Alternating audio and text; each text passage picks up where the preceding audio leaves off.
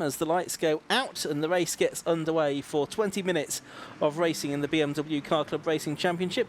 Quite a few place changes off the line, but it's David Aspden in that Z3 that's made a cracking start to the race. He's got through into the lead ahead of both of the front row starters, those E46 compacts of Jason Rees and Stephen Schweikart. So it's Aspden in the Z3 that's going to lead them up into Druids for the first time. Who is that trying to make a move on the inside as well? There's one car that's pulled off. That, I think, is the car of David Morris, which was second in Class M2, started on the second row of the grid. The number 96 car, I think, is going to get back into the race, though. Probably just outbraked itself up there at Druids. So is it still David Aspden that's going to be leading then as they head their way up towards Surtees? Yes, it is. Oh, and that's a big spin for number 69, Aidan Vilku, the driver from Willen Hall in the West Midlands. Fortunately, I think it manages to avoid everyone, or be avoided by everybody, and he resumes just ahead of David Morris. Now the leader's throwing off. David Aspden is off the road. It was a great start to the race, but at the end of the first lap, he's gone rally crossing through the gravel trap at Clearways, and he won't be in the lead of the race now. So who is going to be ahead by the time they come through at the end of the first lap? It looks like it's Paul Travers that is going to be in the lead of the race. Matt, a crazy first lap. And Will Lake is the one up into third place, so he's come from 12th on the grid into third position. He's a cup class car, but he's done a tremendous job to find his way through all the drama on the first lap. But it is going to be Paul Travers, as you said, that leads the way up in towards Druids, and it's Stephen Schweikart possibly slowing slightly in towards Druids. Well, he, I think, backed out of it just briefly, but whether that was due to conditions or something mechanical, not too sure. But he seems to be back up to pace now, and I think he's going to try and have a look at William Lake on the run down towards Graham Hill Bend. But drama aplenty, but for Paul Travers, he is the man who heads the field. Yeah, indeed he does. So there we are. Paul Travers, number 77, leads. Number 9, Jason Rees in second. And Will Lake, in this little cup class car, he is 12 places ahead of the next car in that class. He is absolutely flying. He's the championship leader as well. But it's a big effort to try and keep Schweikart at bay, and I don't think he's going to do it. No, it looks like I can see from our commentary box window that Schweikart has gone through. There you see confirmation on screen. Schweikart has gone through to third, but Will Lake doing a really good job there, up there now in fourth place overall. But it's Paul Travers in that Class 6 car that leads from another Class 6 car. It is classed as a Class 6 car. I see this car of Jason Rees. He's there in second, and Stephen Schweikart in third. David Aspden, then after his moment through Clearways, is going to be down in 10th position by the looks of it. So the Z3 has got some work to do to get itself back up the order as the fight for third place now turns its way through Druids Corner. That's going to be Stephen Schweikart in the 43 machine, being chased by number 17, which is Andrew Pywell, down towards the left-hander of Graham Hill Bend. But it just shows how careful all these drivers are having to be, because one moment where you can just not quite catch it, the back end will be round in an instant. And of course, with the rain now continuing to fall once again, just as we had that brief spell of no rain, it's now back coming down quite heavy once more. So it's just going to be playing with the driver's minds as they turn their way to the completion of this one. But Stephen Schweikart, again, there just shows, doesn't it, just a little bit too much power, just sends the rear end slightly out. So he will now be under pressure by the looks of it from Andrew Pywell. And it's Class 6 cars in the first four positions. It looks like Rees showed us their more class car for the first race, but now is showing on our timing screens as a Class 6 car, so the 6-cylinder class effectively. So 4 of those cars out in the first 4 places. Then you've got the first of the M1 class cars just making his way up into 5th position, has gone Cavan Granger in the sort of white and brown car. He's got himself ahead of William Lake as well. Schweikart's going to have a big moment there. Surely he'd had a little moment, didn't turn into as big a moment as I thought. There's Granger with the green wheels in 4th, and Will Lake has lost another couple of positions there. I think that's the 67 car now up into 6th of Adrian Williams, the Cambridge man, in his BMW compact. So this grid really doing a lot of work to sort itself out in these early stages, with the conditions certainly changing from what the drivers were expecting when they sat in the assembly area. I think they were all thinking it was going to dry out. Yeah, I think we all thought that, didn't we, about this time of the day? It was going to clear up and disappear, but it's back once again with this great British bank holiday weather that we have here at Brands Hatch. Off the circuit has gone Cavan Granger, just briefly on the run in towards McLaren, so he has now rejoined just ahead of number 7, which is Wayne Lewis. And Wayne has made good progress actually from the back of the field. He's just outside the top 10 as it stands. So we'll keep an eye on his progress in this 20-minute race, with the first 5 minutes now almost completed. But again, I think as we mentioned earlier, every single lap these drivers go round, with the rain continuing to fall, the conditions and the track surface will be different from what they experienced last time through. So where they thought they could brake will probably not be the same place they need to brake next time round. Absolutely. So down they come towards Graham Hill Bend once more. This is Schweikart and Pywell. They're disputing 3rd and 4th position. Stuart Pywell is now up into 5th, and the Class M1 lead after that moment for Kevin Granger a few moments ago has dropped him back down the order. And the lap times are improving actually. Top 4 all setting personal best lap times on the previous lap. So although it's absolutely lashing it down now, so that might not be the case this time around. It's certainly got heavier just in the last few moments. I should think when they come through at the end of this lap, we'll see lap times that are a good deal slower than the 1 minute 7s and 8s that they did last time around. Well, actually, the first 2 have done high 7s. The next 2 have done 9s, both 9s. Yeah, so I don't know. It's not getting any better, but maybe it's not getting as much worse as I thought it was. Stuart Pywell, though, now has done a personal best lap of the race of 107.416. So maybe this is the thing. It's actually, when it gets properly wet, a little bit easier to drive and a bit easier to predict, at least, where the grip is going to be. And maybe that's what's going on here. Yeah, most drivers you speak to do not like the in-between, do they? They want it either completely dry or completely wet. And, of course, when it's wet, you know where you can place the car and where the best of the grip is. So that seems to be working for at least Stuart Pywell. As you said, quickest man on circuit, fastest lap of the race, 107.416.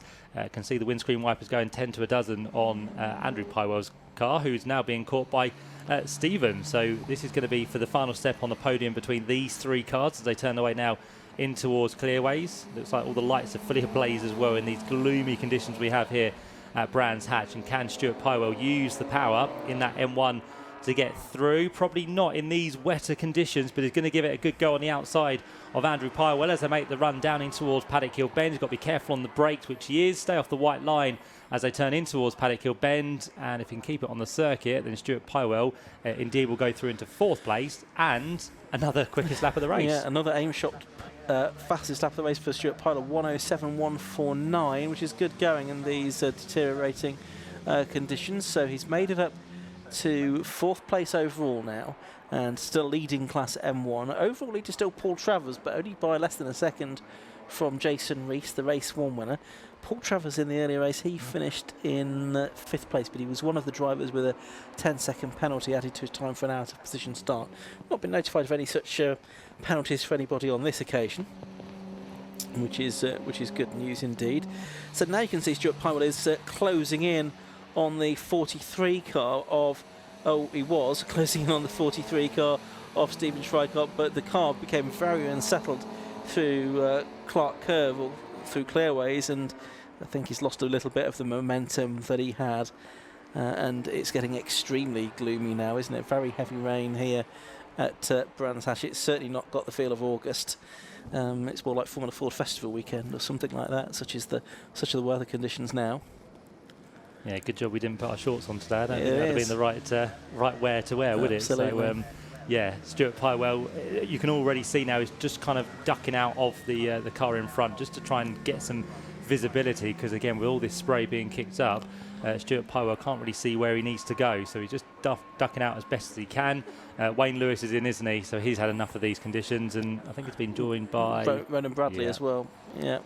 Meanwhile, Stephen Schweikart is about to lose 3rd place to Stuart Pywell in the dark here at Brands Hatch. Now it's like a night race.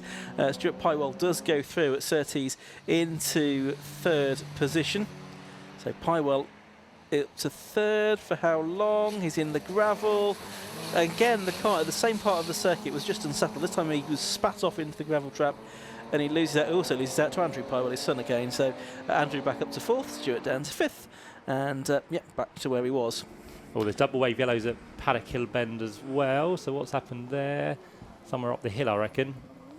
Yeah, struggling to... there's a car just car going crawling slowly. Yeah, we can just see it now on... Oh, it's got some damage as well. So Maybe there has been some contact there. Maybe it's spun and hit the barriers on the passenger side. It looks like one of the Cup class. Is that William Lake? Cars. I'm just having a look. He has come through, I think.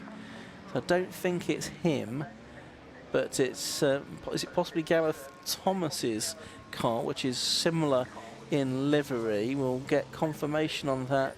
David Heisman has gone missing. I don't think it was. Oh no, he's going into the pit lane.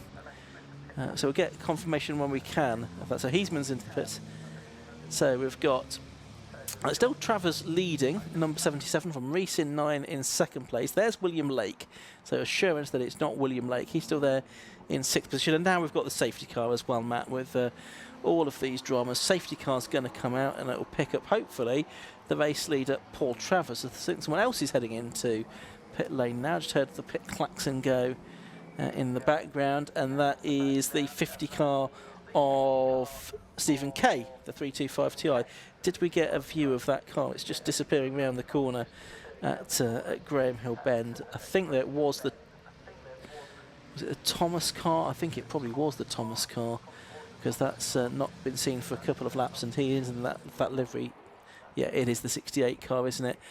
And yeah, does that look like that sort of had a spin into the barriers to you, Matt? Yeah, it looks like the bottom of the door has kind of maybe come away, doesn't it? Or some part of the door has come away. So certainly some contact with something to have caused that. Safety car was picked up, not Paul Travers, but I think he's picked up the sort of 3 back marks in front of him. As I think that's Cavan Granger now into the pit lane as well. There won't be many left on the circuit at this rate, with only 8.5 minutes of the race to go. There is Paul Travers, our race leader, number 77, in these horrendous conditions for this BMW Car Club Racing Challenge contest. There's 8.5 minutes to go. Still 2 more events this season after this for BMW Car Club. They go to Croft in September and Silverstone in October. They're on the national circuit the day after the Burkitt Relay. They'll conclude their season there. Yes, it was Cavan Granger, number 37, that headed into the pit lane. Confirmation of that now on our timing screens. So it's Paul Travers, number 77, that leads. Number 9, Jason Reese, is in second place. Stephen Schweikart, number 43, is third. 17, Andrew Pywell, is fourth. 76, Stuart Pywell, is fifth. He leads the M1 class. All of the others before him are class 6 cars. William Lake still doing some giant killing. He's sixth there in car number 4. 7th is number 20, David Aspin, who led on the first lap before he threw it into the Clearways gravel. 8th is Treble 8, which is Andrew Phillips. 9th is number 66, Mark Colmer. And 10th is number 31, Paul Laramie. But it's really more about survival than racing, I think, in these conditions at the moment, Matt. I think it's also the third time today that we've kind of had a car which is needed to be recovered. The safety car's come out and it's kind of recovered itself, hasn't it? So there's some bodywork as well, which is just being picked up by the trackside recovery down at Paddock. I think that might be a bumper. The length of it looks like it might be a bumper down there, but needing to be taken off the racing line. So that was another reason the safety car was also needed. A bit of kicking being done by the team down there to make sure any sharp bits are off the circuit. And once that vehicle is back to a place of safety, we should be able to go green once again. But I think it'll be this lap and possibly one more before we get the green. So we might get another 4 or 5 laps of racing, something like that, in before the end in this BMW Car Club Racing Championship. But it could be to the advantage of someone like Jason Reese, this, because he wasn't very far behind Paul Travers, but it just gives him a bit of a chance to reset. And knowing that he's only got sort of a 4-lap race, he'll perhaps fancy his chance of being able to get ahead and keep Travers behind. And don't rule out Schweikart either, because of course he's the reigning champion. Cavan Granger's going back out into the race by the looks of it, just beneath our commentary position. So there we can see they've got 3 cars that they'll need to perhaps wave through if they can. So that's the 6 car of Sam Walton, the 30 car which is only 0 on the front, the 30 car of Matthew Smith, and then it is the 42 car of Paul Neville, the 325 Ti, the compact that he built up himself. But 77, Paul Travers, it is that leads, the 46-year-old from Stevenage, a master technician for Sytner BMW. Started racing in Kumho's, won a couple of class championships there. Been racing in the BMW Car Club Racing Championship from the start. And he's out with his M54 engined BMW 330 car. He's leading the way then from number 9. Jason Rees in second, the 50-year-old from Pontypool. He's a garage owner. And he is a driver with a good deal of experience in Welsh road rallying in a Talbot Sunbeam. He did that around 30 years ago. That's all he's done really in terms of competitive motorsport. Done quite a few track days, and has done a few races in the BMW Compact, the hire car, before preparing his own car. He's got the E92 M3, which he had out at Snetterton, and this E46 Compact that he's had out here this weekend, which has been developed in recent months. And then SWAC, Stephen Schweikart, number 43. He's there in third position at the moment. The reigning champion, 49 years of age now, from Pinchback in Lincolnshire. He's a BMW technician as well. Did some oval racing, Mark II Escorts, junior rods, and then into 1300 stock cars until he was 22. But he's done 3 full years of racing in the BMW Car Club Racing Championship in this SWAC Motorsport car that was built up from a 316 Ti Compact with a failed engine, and he built a turbo engine with 325 brake horsepower for it. So, cars making their way around behind the safety cars. The circuit looking any clearer, Matt? Do you think we're going to get going this time? I think we are, yep. All vehicles are now off circuit, so we've got some waiver rounds now to be done as well. So that's going to delay it for another lap. Yeah, that might take one more lap. What have we got? 3.5 minutes to go. Yeah. Safety car lights are still on, so yeah, we're going to get at least one more lap. So it's probably only going to be a couple of minutes, so maybe 2 laps of racing that we're going to get at the end of all of this. Yes, it's just this where you have to wave around the slower cars to rejoin the back of the safety car queue. That's that takes a bit of time, doesn't it? And the safety car's not going to pull in this time, so it's going to be about 3 minutes to go when the car crosses the line this time. So I think there'll only be time for 2 more laps once the safety car pulls in at the end, unfortunately, Matt. But short, sharp race restart can make things interesting at times. Yep, everyone, of course, gunning for the best position they possibly can, so it could be all guns blazing when the safety car does come in, with now 2 minutes 50 left on the clock. So through goes the safety car driver, with drivers behind in their cars, just making sure that the tyre temperature is there, so plenty of weaving to be done as they work their way in towards Paddock Hill Bend. They are doing 107s, well, their best laps of the race are 107s. They had kind of dropped down to the 109, so it's going to be close actually to whether they get 1 or the 2, but it depends how quick this safety car lap is. I think it's going to be a pacey one, isn't it? So very shortly those lights will be extinguished. We've got the 3 back markers that have been waved through. They're going to try and catch up before we go back to green, and then the rest of the field will be guns blazing, ready to go, with Paul Travers out front with the number 9 machine, who took victory in race number 1 of Jason Rees, looking to try and get 2 out of 2 here at Brands Hatch, and then Stephen Schweikart with Andrew Pywell and also Stuart Pywell, who made that slight mistake in towards the right-hander of Clearways and Clark Curve, will be looking to try and get himself back onto the overall podium. Safety car lights are out, and we will therefore go racing at the end of this lap. And I would think there's just about going to be time for 2 laps then in this race. 2 more racing laps after that incident had been recovered. Ultimately, it was some bodywork, I think, from Gareth Thomas's car that needed to be retrieved. We've lost a few cars to the pits during the course of this race, as well as Thomas. So probably about 15 or maybe 16 cars still circulating. Cars then accelerate up towards the line, and the race gets back and away with 1 minute and 22 to go. So yes, time for 2 more laps of racing. It is Travers that continues to lead then, from Jason Rees in second place and Steve Schweikart in third, Andrew Pywell in fourth, and I think it's Stuart Pywell in fifth as they make their way up to Druids for the first time. So are we going to get any changes here at Druids? Well, it's Rees that goes wide. Can Stephen Schweikart capitalise on that? No, he can't. So top 3 as you were, Matt, as they head down towards Graham Hill Bend. Yeah, Stuart Pywell has got through though on Andrew Pywell, so that has changed around between 4th and 5th. So Stuart now has been released to try and do something about the 3 ahead of him as he works his way down the Cooper Straight once again. But yeah, slight mistake there from the number 9 machine of Jason Rees. Just put him slightly off the back of the race leader, but he's going to have the rest of this lap and one more to try and do something about a second victory of the day, as we said. But he is still taking those wider lines through the corners, which have seemed to work in these wet conditions. Oh, and Stuart Pywell has been hit by both Andrew Pywell and I think William Lake in the same situation there. So again, it was Pywell who made the mistake at that part of the circuit, and unfortunately for Andrew, he's got the significant damage on the left front. Yeah, so he's going to limp into the pit lane. I think he's going very slowly.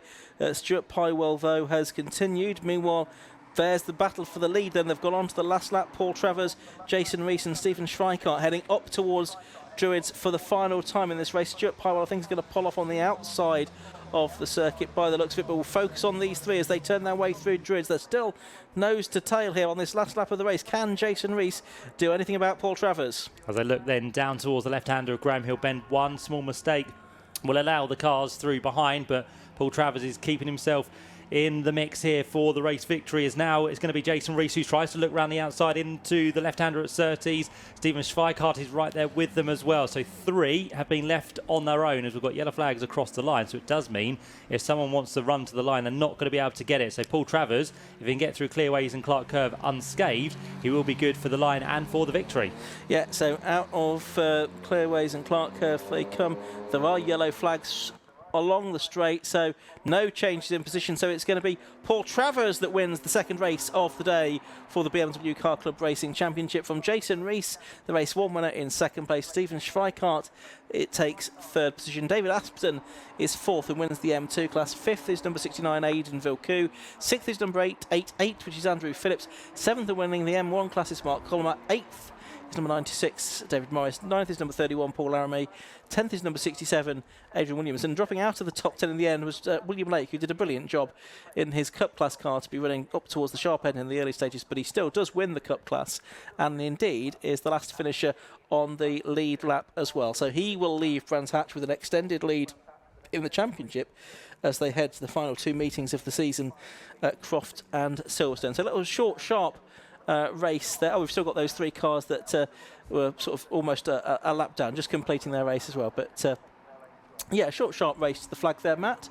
And Paul Travers just about holding on for the win. Yep, and as expected, there was a little bit of drama towards the end, wasn't there, with Pywell? In fact, it was for father and son who made contact together there, but it was Stuart who had a few moments over at Clearways and Clark Curve throughout that race, which caught him out once again. So he was a non-finisher along with Andrew, but it was, as you said, Lake who came through to take the Cup Class victory in 11th place, but Paul Travers who picked up the overall victory and honours for him in Class 6. Let's have a look at the results then of that race. Provisional results to be confirmed, of course. Number 77, Paul Travers, it was that took the win at the end of 50 laps in his BMW 330Ci. A rare win for a Class 6 car. Second to number 9, Jason Rees, who was 0.3156 seconds behind. Third to number 43, Stephen Schweikart. Fourth is number 20, David Aspden, he won Class M2 from number 69, Aidan Vilku, who I think also had a little moment in the early stages of that race. Treble 8, Andrew Phillips completed the top 6. Then it was Mark Colmer, the M1 class winner, from number 96, David Laramie. 31, Paul Laramie, and 67, Adrian Williams rounded out the top 10, with William Lake, number 4, winning the Cup class from Matthew Smith, who was actually in a different class. Sam Walton second in that class, and Paul Neville third within the Cup class. And then we get into those that sort of had problems: Stuart Pywell, Cavan Granger, Andrew Pywell, Heisman, Kay, Thomas, Lewis and Bradley. A few of those, I think, probably just decided to call it a day in some horribly wet conditions that we had, in particular at the middle part of that race. So, as I say, Croft next up on the calendar for the BMW Car Club Racing Championship. That is in about 4 weeks' time. For the moment, though, we're going to head down to the pit lane once again and hear from Josh Barrett.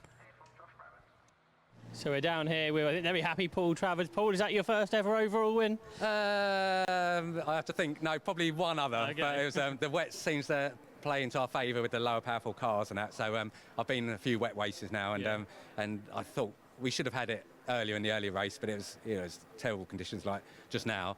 I just wanted to get a lead. It was just amazing. The start just worked out perfectly fine, got in the lead, and it's just trying to stay on the black stuff.